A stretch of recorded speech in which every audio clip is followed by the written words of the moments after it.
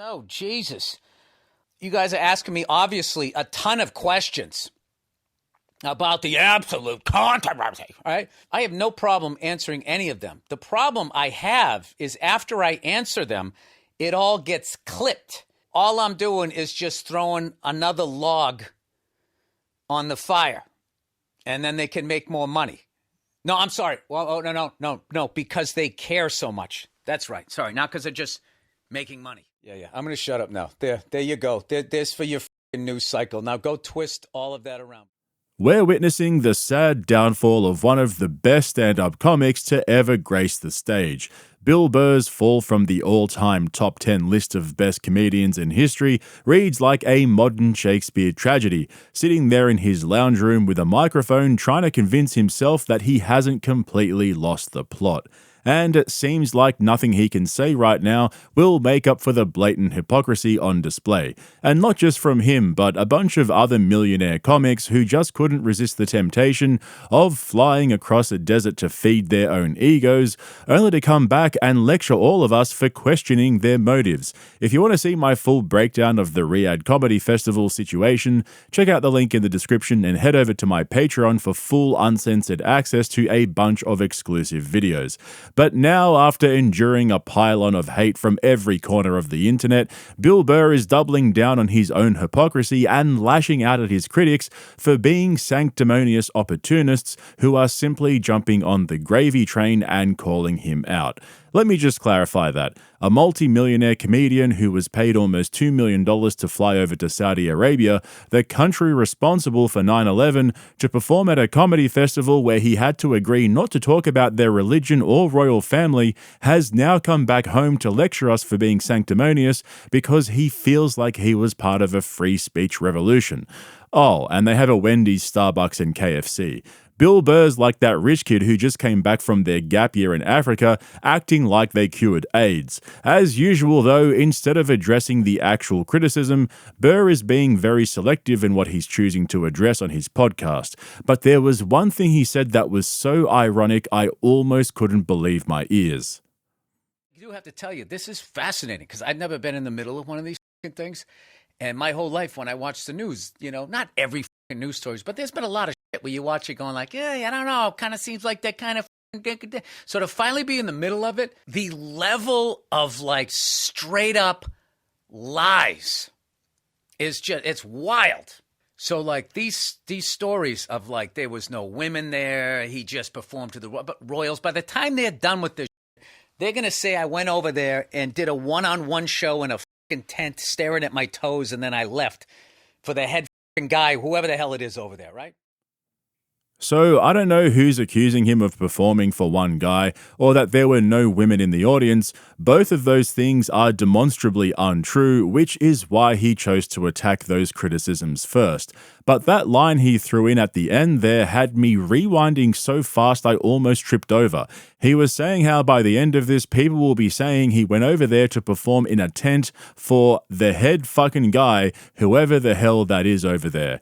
Quick question, Bill. Why don't you say that on stage when you were over there? Well, because if you did, you'd be in a Saudi prison. No podcast, no Wendy's, no Starbucks or KFC. Just 4 concrete walls and a new daddy. But sure, start talking shit about the Saudi royal family when you're back in the US under the protection of the First Amendment.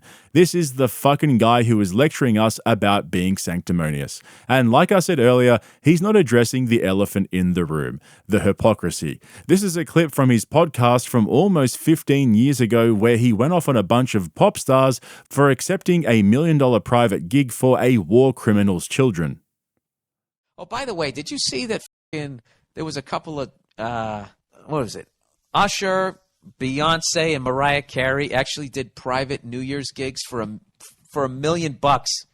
Did New Year's gigs for Gaddafi's kids. Can you fucking believe that? How much fucking money do you need to make? You're gonna take a gig where you're gonna go dance like a goddamn fucking clown for a mass murderer's kids. And then you take that fucking blood money, stick it in your bank account, go buy yourself some glitter or whatever the hell you do when you're a goddamn singer. Buy some more streamers to hang on your fucking mic stand. And then when you get busted, you try to play it off like you had no idea who Gaddafi is and what he's done. You couldn't remember that he claimed he was behind the Pan Am bombings that killed fellow Americans. The is wrong with you? I love that where they tried to play it off like they had no idea. Okay? At the low level of entertainment that I'm at, anytime I do a private gig, they always tell you what the deal is. I don't do private gigs anymore because, as Dane Cook classically put, you feel like you're being rented. There's no fucking way their agents didn't say, hey, listen, just to let you know, you're performing for the children of a mass murderer. This is how they feel about females over there. Stay away from this. You're able to gyrate this much during songs. There was a whole it's $1 million gig. There's no way the agent lets the artist go in there not knowing who the they're performing to, risking losing their commission on $1 million gig. They're completely full of shit. They're just giving the money back because they got fucking caught. I think it's horrific. Absolutely horrific. So anyways. Bro has come full circle and become a parody of himself. He shit on the pop stars for claiming they had no idea who the guy was, when he literally just referred to the Saudi prince on yesterday's podcast as the head fucking guy, whoever the hell that is over there. Acting all tough now that he's got that First Amendment tucked under his arm like a pillow. And yet on his podcast last week after he just gotten back from Riyadh, his hot take was to completely ignore all the human rights abuses and the Saudis' involvement in 9/11 and focus on the most superficial things possible. My whole idea of Saudi Arabia is what I've seen like on the news. I literally think I'm going to fucking land, and everybody's going to be screaming, death to America, and they're going to have like fucking machetes and want to like chop my head off, right? Because this is what I've been fed about that part of the world, right? And I'm thinking like, is that a Starbucks next to a Pete's Coffee? Next to a Burger King, next to a McDonald's, next to a Pizza Hut, next to a Dunkin' Donuts, next to a Krispy Kreme, next to a Cheesecake Factory, next to a KFC, next to a Chili's. They got a fucking Chili's over here.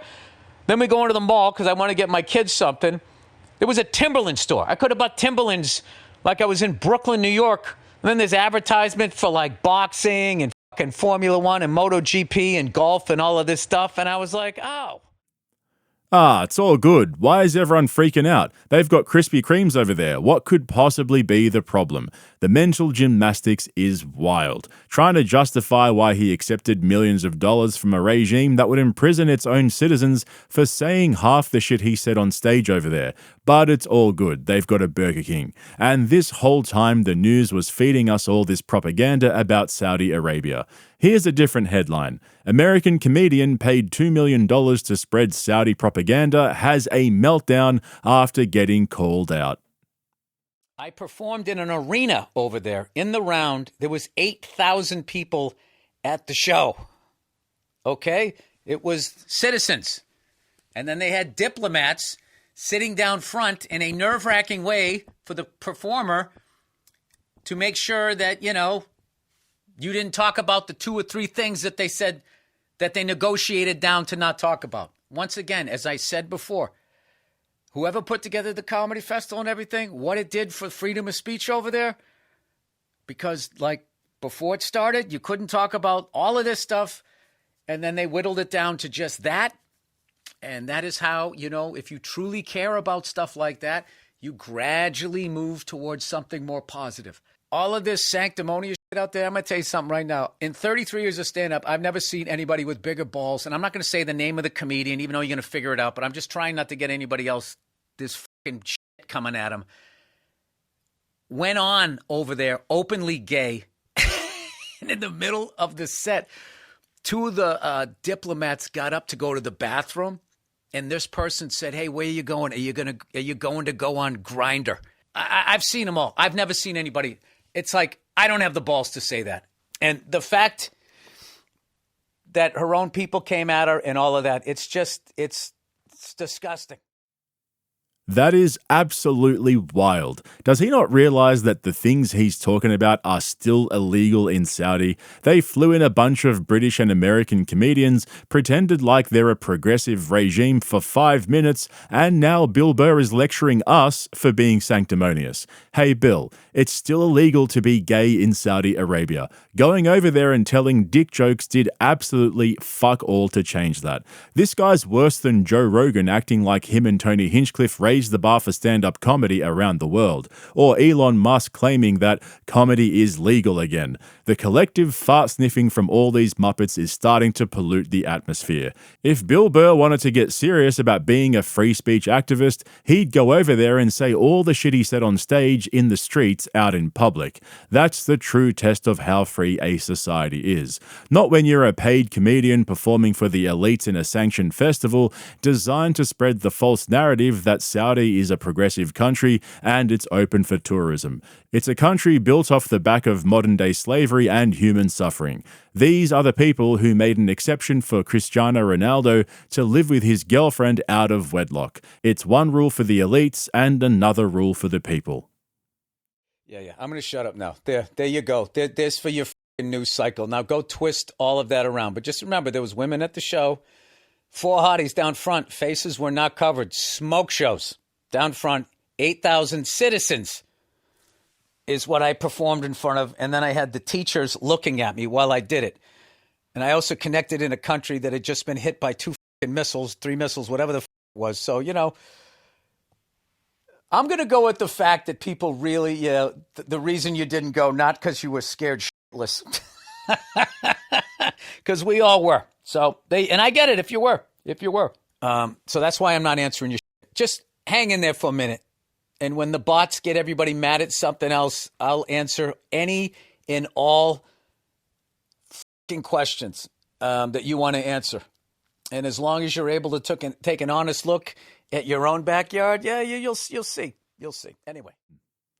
There we go. Old Billy Boy is ticking boxes. Now he's blaming the bots. This is like when a comedian gets angry at the crowd for not laughing and calls them woke for not getting the jokes. To his credit though, Bill Burr is still a funny guy, I'll give him that. But calling out everyone else's hypocrisy and telling us to look in our own backyards after he went off on those pop stars for taking millions of dollars to perform for Gaddafi is petty as fuck. The only difference between him and them is he ain't giving the money back. And to be honest, it's not the money that bothers me. It's the fact that instead of keeping his mouth shut and accepting that he's an out-of-touch sanctimonious sellout, he's trying to lecture us by spreading Saudi propaganda like a bought and paid for puppet.